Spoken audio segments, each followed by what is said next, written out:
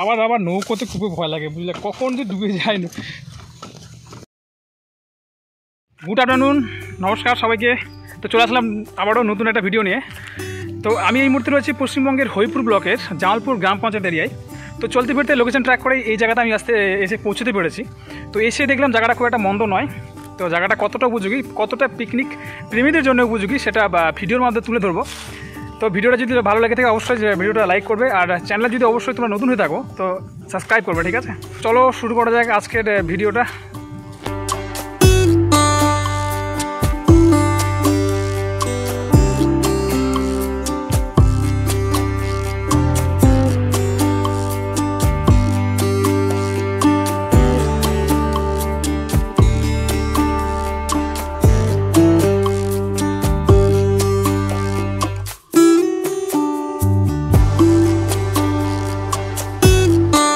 আর হ্যাঁ, বলে রাখি, এখানে আসবেন আপনি কেমন করে? এখানে আসা খুব একটা কঠিন কাজ নয়। আপনি অনায়াসে এখানে আসতে পারেন, গাড়ি দিয়েও আসতে পারেন, বাইক দিয়ে আসতে পারবেন। অবভিয়াসলি আপনি আসতেই পারবেন। ডিসেম্বর থেকে জানুয়ারি মাসে এই 2 মাসটা পিকনিক উপযোগী একটা টাইম।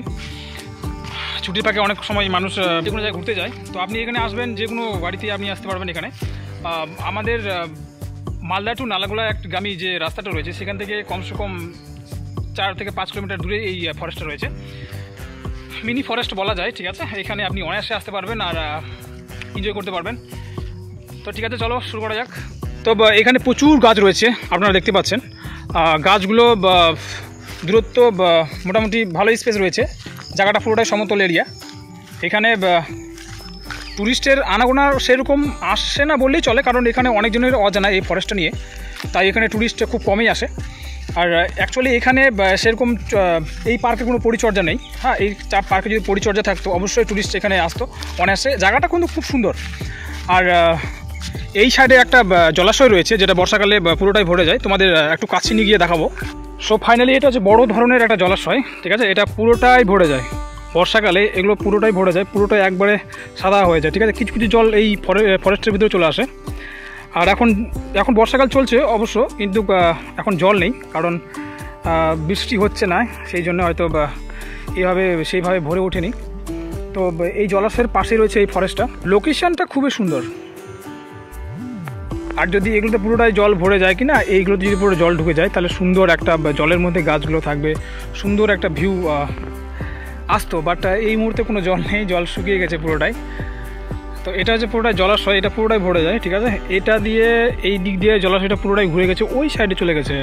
তো ওই সাইডটাও আপনাদেরকে নিয়ে যাওয়ার চেষ্টা করবো। তো চলো ওই দিকটা একটু দেখে নিয়ে যাক।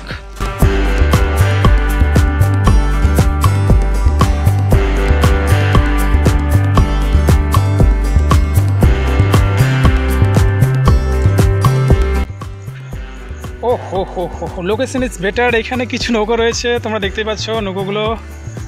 হ্যাঁ, এগুলো নৌকো হচ্ছে মাছ ধরা নৌকো। এখানে জাল আছে নৌকোতে।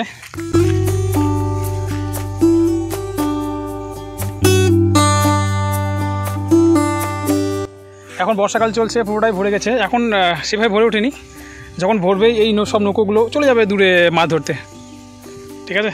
তো অতগুলো নৌকো এখানে আছে, দেখো, 1, 2, 3, 4, 5, 6, 7, 8টা নৌকো আছে। পাশে চড়বো না তা হয় কেমন করে?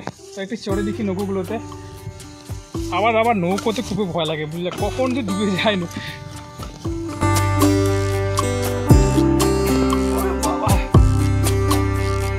ভালো আছে নৌকোগুলো। এখন জল বেশি নেই, ঠিক আছে? জল খুব একটা বেশি নেই।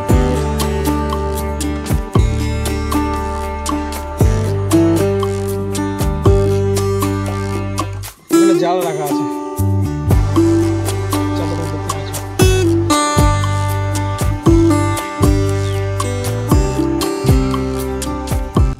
ওটা পুরোটা ফরেস্ট এরিয়া, এটাও।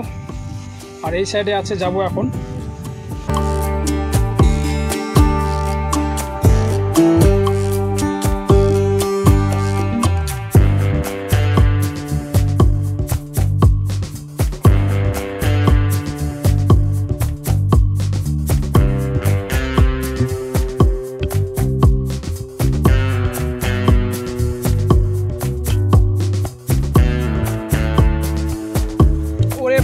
বিশাল বড় একটা সাপ, দেখতে পাচ্ছ